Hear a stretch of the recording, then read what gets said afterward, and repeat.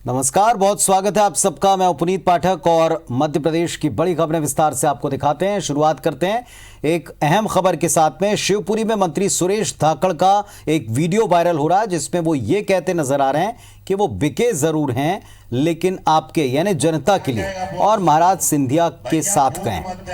Suresh Dhakad Pauri seat से BJP प्रत्याशी हैं। एक चुनावी सभा में वो संबोधित कर रहे थे और तभी का ये वीडियो बताया जाता है और ये वीडियो वायरल हो गया है जिसमें वो ये कह रहे हैं कि कांग्रेस नेता आएंगे, ये कहेंगे कि सुरेश धाकड़ को वोट मत देना, उन्होंने जनादेश को बेच दिया। सुरेश धाकड़ आगे ये कहते नजर आ रहे हैं, सुनाई पड़ रहे हैं कि मैं बिका जरूर हूं लेकिन जनता के लिए और महाराज सिंधिया के लिए। कांग्रेस छोड़कर बीजेपी में शामिल हुए 25 विधायकों पर कांग्रेस लगातार बिकने का, जनादेश बेचने का आरोप लगाती रही और ऐसे में मंत्री सुरेश धाकड़ का वायरल वीडियो, इस पर कांग्रेस हमलावर हो सकती। हालांकि हम इस वीडियो की IBS 24 इस वीडियो के सत्यता की पुष्टि नहीं करता है। तो हम सबके लोकप्रिय नेता श्रीमंत महाराज साहब के आएगा, डमरू बजाएगा, भीड़ जोड़ेगा और क्या कहेगा वो भी सुन लो।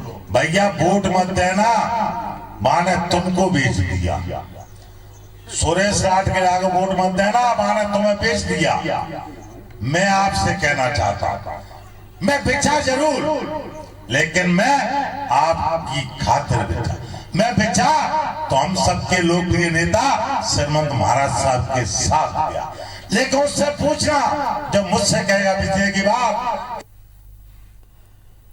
मध्य प्रदेश में विधानसभा उपचुनाव को लेकर नेताओं के बीच में जुबानी जंग आम बात है और ये काफी तेज है इन दिनों। PCC चीफ कमलनाथ ने सीएम शिवराज सिंह पर घुटनों के बल बैठने वाली तस्वीर पर ट्वीट कर करारा तंज कसा तो सीएम शिवराज सिंह चौहान ने भी पलटवार में देर नहीं की। बात निकली तो नारियल की राजनीति तक जा पहुंची। मेरे दिल में आ रहा है क्योंकि मैं दिमाग से कम राजनीति करता हूं, मैं तो दिल से करता हूं। आज मेरा दिल कह रहा है कि शिवराज यहां बैठ के शीश झुका के तू मंदसौर और नीमच की जनता को प्रणाम कर और कार्यकर्ताओं को धन्यवाद दे। तस्वीरें मंदसौर की है जब सीएम शिवराज सिंह अचानक जनता के सामने नतमस्तक हो गए, मंच पर घुटनों के बल बैठ गए और जनता को सलाम किया। दरअसल बीजेपी में 2018 के चुनाव में मंदसौर नीमच जिले के 7 में से 6 सीटें जीती थी। शिवराज ने जनता को इसके लिए शुक्रिया कहा और 2018 में हारी सुवासरा सीट बीजेपी की झोली में डालने की अपील की। लेकिन इस तस्वीर पर सियासत शुरू हो गई। पूर्व सीएम कमलनाथ ने सीएम शिवराज की तस्वीर ट्वीट कर उन पर करारा तंज कसा। उन्होंने ट्वीट में लिखा कि नेता अगर झूठे सपने न दिखाए, झूठी घोषणाएं न करे, जनहित को सर्वोपरि रखे तो उसे घुटने टेकने की जरूरत नहीं पड़ती। सीएम शिवराज सिंह ने पलटवार में कांग्रेस नेताओं को अहंकारी बताया और जनता को अपना भगवान। सीएम ने कहा कि एक बार नहीं लाखों बार जनता को नमन करेंगे। वहीं दिग्विजय सिंह का कहना है कि अभी तो नतमस्तक हुए हैं, आगे साष्टांग भी होंगे। अभी तो घुटने टेके हैं। 3 नवंबर के चुनाव आते आते जमीन पर लेट कर साष्टांग करेंगे।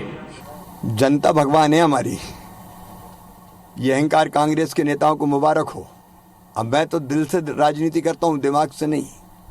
और मुझे लगा कि मुझे जनता का धन्यवाद अदा करना चाहिए, तो मैंने तो शीश झुका के प्रणाम किया अपनी जनता को। एक बार नहीं लाखों बार जनता को शीश झुकाता हूँ, झुकाता रहूंगा। बात निकली तो नारियल की राजनीति तक भी गई। दरअसल सीएम शिवराज सिंह लगातार उपचुनाव वाली सीटों का दौरा कर रहे हैं, विकास कार्यों का शिलान्यास कर रहे हैं, घोषणाएं कर रहे हैं। PCC चीफ कमलनाथ अपनी सभाओं में इन्हें झूठा करार दे रहे हैं। कमलनाथ तंज कस रहे हैं कि सीएम शिवराज अपनी जेब में नारियल लेकर चल रहे हैं और जहां मौका मिलता है फोड़ देते हैं। सीएम शिवराज सिंह ने इस पर भी जवाब दिया। उन्होंने कहा कि नारियल लेकर चलते हैं, कोई शैंपेन की बोतल लेकर नहीं। जब चुनाव आया है अब एक नारियल नहीं, दोनों जेबों में नारियल लेके घूम रहे हैं। यहाँ भी आए थे, जहाँ मौका मिलेगा नारियल फोड़ लेंगे, जहाँ मौका मिलेगा झूठ बोल लेंगे। 15 साल झूठ बोला, मैंने सोचा 15 महीने घर बैठने के बाद झूठ बोलने की आदत कुछ कम हो गई होगी। जहाँ जाएंगे झूठ बोलना शुरू कर देंगे। अब हम विकास के काम कर रहे हैं तो इनको तकलीफ होती है और कुछ नहीं मिलता तो कह रहे हैं नारियल लेके चलें। और नारियल पवित्रता का प्रतीक है। भगवान की पूजा करते हैं तब हम नारियल चढ़ाते हैं। नारियल सेवा का प्रतीक है। अब नारियल ही लेके चलता हूँ, शैंपेन की बोतल लेके तो नहीं चलता। दरअसल मध्य प्रदेश में 28 विधानसभा सीटों पर उपचुनाव होना है। बीजेपी के लिए ये सत्ता बचाने की लड़ाई है तो कांग्रेस के लिए सत्ता वापसी की जंग। जाहिर है बयानबाजी का ये युद्ध अभी और तेज होगा, लेकिन इसमें हार जीत का फैसला जनता करेगी। इसके लिए 10 नवंबर का दिन मुकर्रर किया गया है। Bureau report IBC 24। इधर मुरैना में भारतीय जनता पार्टी के प्रचार के लिए आए प्रभात झा ने पूर्व सीएम कमलनाथ को चुनौती दी। उन्होंने उपचुनाव में सभी 28 सीटें जीतने का कांग्रेस का जो दावा है उस पर कहा कि कांग्रेस 3 नवंबर के पहले कोई एक सीट का नाम लेकर बताए कि ये सीट हम जीत रहे हैं। झा ने कहा कि कांग्रेस की सरकार खुद अपने विधायकों को समझा नहीं पाई, रोक नहीं पाई। वो किस दम पर ये कहती है कि उपचुनाव में सभी सीटें जीत लेंगे। प्रभात झा ने पूर्व की कांग्रेस सरकार पर जनता को धोखा देने का आरोप लगाया। कहा कि ज्योतिरादित्य सिंधिया की सुनी नहीं गई, इसीलिए उन्हें पार्टी छोड़नी पड़ी। तो जो अपना घर नहीं संभाल पाए वो किस मुंह से कहें कि 28 सीटें जीतेंगे। हम तो आपके बात से सहमत होते हुए एक बात कहते हैं, कमलनाथ जी 3 नवंबर के पहले एक घोषणा कर दो कि ये सीट हम जीत रहे हैं क्लियर। 28 में से एक का दावा कर दें कि मैं ये सीट जीत रहा हूँ, कोई हरा नहीं सकता, बता दें तो हम समझ जाएंगे। इधर सांवेर विधानसभा उपचुनाव में साधु और शैतान के नारे पर विवाद खड़ा हो गया। दरअसल बीजेपी ने हाल ही में मुख्यमंत्री के कार्यक्रम में सांवेर उपचुनाव को लेकर साधु और शैतान का नारा दिया था, जिस पर कांग्रेस ने आपत्ति दर्ज कराई है। कांग्रेस ने बीजेपी नेताओं के खिलाफ SC एक्ट में मामला दर्ज करने के लिए शिकायत की है। इस पर बीजेपी ने सफाई देनी शुरू कर दी। बीजेपी नेताओं का कहना है कि साधु और शैतान एक जुमला मात्र है। इस नारे में साधु और शैतान की व्याख्या नहीं की गई और ना ही किसी तरह की पहचान बताई है। बीजेपी ने उल्टा कांग्रेस पर आरोप लगा दिया कि कांग्रेस लगातार धन बल के जरिए चुनाव लड़ना चाहती है और इसी वजह से झूठे प्रकरण दर्ज कराने की कोशिश है। हमने ना तो साधु के गुण चिन्हित करे हैं और ना शैतान की शिनाख्ती करी है।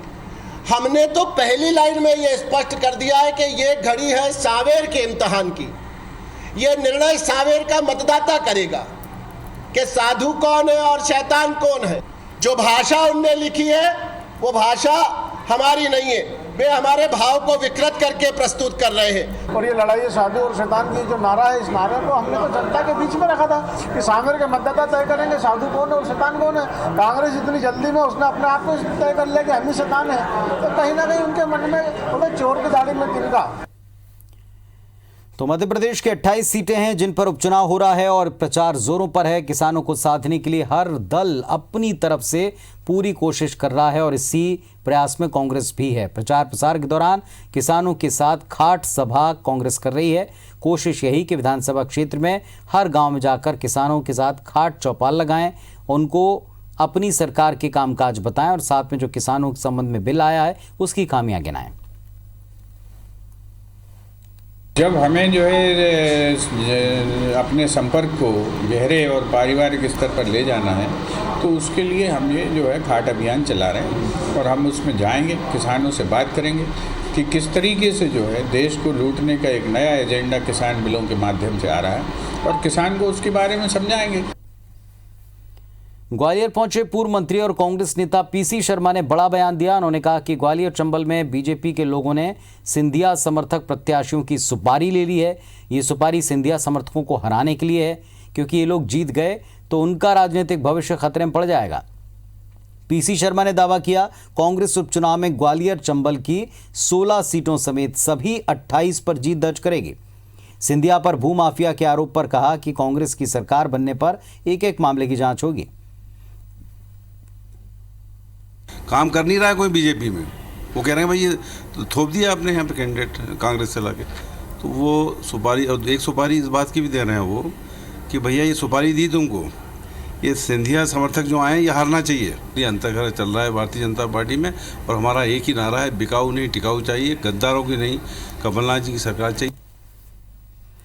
मध्य प्रदेश में समर्थन मूल्य पर धान की खरीदी के लिए किसानों का पंजीयन 15 सितंबर से प्रारंभ हो चुका है और 15 अक्टूबर तक नजदीकी पंजीयन केंद्र में किसान अपना पंजीयन करवा सकते हैं। भूस्वामी MP किसान ऐप, कॉमन सर्विस सेंटर, लोक सेवा केंद्र, ई उपार्जन पंजीयन ऐप और समिति स्तर पर स्थापित केंद्रों में ये रजिस्ट्रेशन हो सकता है। वहीं सिकमीदार और वनाधिकार पट्टाधारी समिति स्तर पर स्थापित केंद्रों में भी पंजीयन करा सकेंगे। मुख्यमंत्री ने आज धान खरीदी को लेकर अफसरों से बातचीत की और निर्देश दिया कि किसानों का एक एक दाना खरीदा जाए। सीएम ने कहा कि इस बार धान खरीदी केंद्र बढ़ाए जाएं ताकि कतार में न लगना पड़े। ये फैसला है। उत्तर प्रदेश के हाथरस कांड का जबलपुर कनेक्शन सामने आया। यूपी पुलिस की एसआईटी ने यह खुलासा किया कि हाथरस कांड की आड़ में यूपी में दंगा भड़काने की साजिश थी। नक्सलियों से संबंध रखने वाली जबलपुर की एक महिला पीड़ित परिवार के घर में मृतका की भाभी बनकर 4 दिन तक रही। जिस महिला का नक्सली कनेक्शन बताया गया वो जबलपुर के डॉक्टर राजकुमारी बंसल हैं। वो नेताजी सुभाष चंद्र बोस मेडिकल कॉलेज में फॉरेंसिक विभाग में असिस्टेंट प्रोफेसर पद पर हैं। डॉक्टर बंसल के मुताबिक वो छुट्टी लेकर 4 से 7 अक्टूबर तक पीड़ित परिवार के घर में रहीं। उन्होंने पीड़ित परिवार को आर्थिक मदद दी। इसके पीछे मकसद था समाज के पीड़ित परिवार को संबल देना। उन्होंने नक्सलियों से अपने संबंधों से साफ इनकार किया।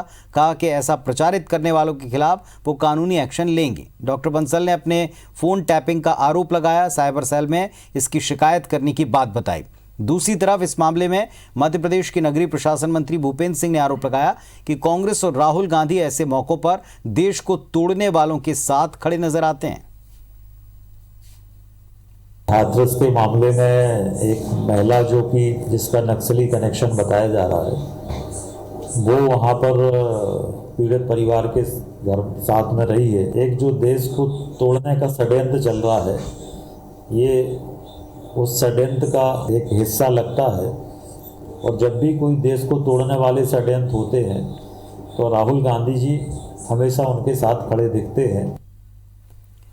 यूपी पुलिस की एसआईटी जांच में हाथरस गैंगरेप का जबलपुर कनेक्शन सामने आने के बाद जिस महिला को नक्सली बताया गया उससे कनेक्शन बताया गया वो जबलपुर की डॉक्टर राजकुमारी बंसल हैं। शहर के नेताजी सुभाष चंद्र बोस मेडिकल कॉलेज में फॉरेंसिक विभाग में असिस्टेंट प्रोफेसर हैं। उनसे बातचीत की हमारे सहयोगी विजेंद्र पांडे ने। यूपी के हाथरस का पीड़ित परिवार आज भी इंसाफ की राह तक रहा है, लेकिन इस बीच यूपी एसटीएफ ने एक खुलासा करते हुए कहा कि यूपी हाथरस मामले पर जो हाथरस कांड हुआ उसके बहाने जातीय दंगा फैलाने की एक साजिश रची जा रही थी। और उस पर ऐसा उनका कहना है कि कोई महिला पीड़ित परिवार के घर उनकी भाभी बनकर रही थी और ऐसा आरोप है कि उन्हें भड़काया गया। लेकिन इस पूरे मामले का कनेक्शन जबलपुर से जुड़ रहा है और ऐसा कहा जा रहा है कि जबलपुर की वो डॉक्टर राजकुमारी बंसल जी थी। इस वक्त हमारे साथ एक्सक्लूसिवली राजकुमारी बंसल जी हमारे साथ मौजूद हैं। मैम, आप वहाँ जब गई हाथरस, किन स्थितियों में आप गई और पीड़ित परिवार से क्या बातचीत हुई आपकी? बहुत रोई मैं 3-4 दिन तक, नहीं मुझे जाना है चाहे कुछ हो जाए, क्योंकि आज ये रात में बेटी को जला रहे हैं, कल दिन में जलाएंगे, घर में घुस के जलाएंगे, हम कब तक चुप रहेंगे? ठीक है, तो मैंने डिसाइड किया मैं जाऊंगी। फर्स्ट टाइम मैं यूपी गई थी। आप विधिवत लीव अप्लाई करके हाथरस गई थी? हाँ, मैंने इन्फॉर्म किया था। मैंने जो लीव का हमारे यहाँ ऑप्शन रहता है, मैंने अपने HOD सीनियर्स जो रहते हैं department head of the department उनको इन्फॉर्म किया था। मेरे पास पूरी रिकॉर्डिंग है उसकी। जिस तरह से इस मामले पर चर्चा हो रही है और SIT जांच भी की जा रही है और उसमें आपका कनेक्शन जो है वो जोड़ा जा रहा है, कुछ लोग कहते हैं कि नक्सली कनेक्शन है इस मामले में और वो महिला आप हैं, क्या कहना? तो पहले साबित करें, क्योंकि इनको बोलना तो आता है, साबित करें। तो जो लोग आपको ये गलत नक्सली कनेक्शन साबित करने की कोशिश कर रहे हैं उनके खिलाफ आप एक्शन ले सकती हैं? बिल्कुल लूंगी, मैं पीछे नहीं हटूंगी इसके लिए। मैं देखो, क्योंकि ये मेरे मान सम्मान की बात है। किस तरह से इसमें किस बेसिस पे मुझे नक्सलाइट बोला गया? मैं एक रेपुटेटेड डॉक्टर हूँ, फॉरेंसिक एक्सपर्ट भी हूँ। मैंने कभी नहीं दिया। मुझे दिखाएं कौन सा इंटरव्यू, मेरे वर्ड्स बताएं उसमें मैंने कब बोला कि मैं भाभी हूँ उसकी? मैंने हाँ ये जरूर बोला कि मैं बेटी हूँ। इन पिताजी ने एक बेटी खोई है तो उनको एक बेटी मिल गई है, ये वर्ड मैंने बोले हैं। मैंने भाभी मैंने कभी नहीं बोला। मुझे सामने दिखाएं, मेरे वर्ड्स बताएं। बहुत बहुत शुक्रिया। हमने बात की डॉक्टर राजकुमारी बंसल जी से, जो कि जबलपुर के नेताजी सुभाष चंद्र बोस मेडिकल कॉलेज में असिस्टेंट प्रोफेसर हैं और यहाँ डॉक्टर का पेशा भी वो उसको कंटिन्यू करती हैं। और इनका साफ तौर पर कहना है कि इन्हें इस पूरे हाथरस कांड में झूठा फंसाया जा रहा है और ऐसे लोग जो इन्हें नक्सली साबित करने की कोशिश कर रहे हैं उनके खिलाफ वो डिफेमेशन का केस भी फाइल कर सकती हैं। कैमरामैन सतीश सराठे के साथ विजेंद्र पांडे, IBC 24 जबलपुर। और विजेंद्र पांडे इस वक्त हमारे साथ में लाइव जुड़ रहे हैं जबलपुर से। सीधे उनका रुख करते हैं। विजेंद्र, एक तरफ गहरी साजिश के आरोप और उसकी एसआईटी जांच, और दूसरी तरफ ये सफाई और ये तर्क कि वहां एक मानवीयता के नाते, समाज में बड़ी घटना के नाते पहुंचे थे। क्या इस तर्क को जस्टिफाई किया जा सका है? जांच अब तक कहां तक पहुंची?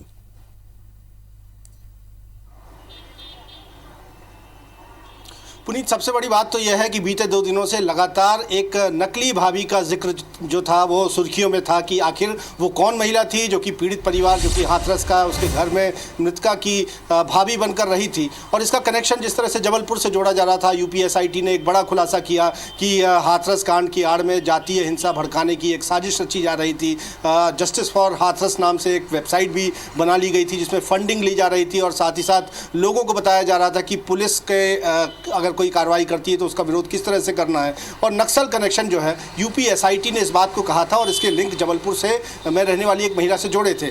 आज ये कम से कम एक पटाक्षेप हुआ कि जिस महिला को नकली भाभी बताया जा रहा था या कि नक्सल कनेक्शन बताया जा रहा था, वो महिला और कोई नहीं बल्कि जबलपुर की डॉक्टर राजकुमारी बंसल है। हालांकि डॉक्टर बंसल ने अपना किसी भी तरह से नक्सल कनेक्शन होने से इनकार किया है, लेकिन साफ तौर पर उनका कहना है कि वो पीड़ित परिवार के यहाँ ज़रूर गई थी, उन्हें आर्थिक मदद भी दी, और चूंकि वो डॉक्टर हैं तो वो अपनी सजातीय जो पीड़िता थी उसके यहाँ जाकर वो जानना चाहती थी, और साथ ही साथ जो मेडिकल रिपोर्ट है उसका अध्ययन करना चाहती थी, और उनकी संवेदना जो है उस परिवार के साथ है, और सजाती होने की वजह से वो संबल देने की कोशिश उनकी हो रही थी।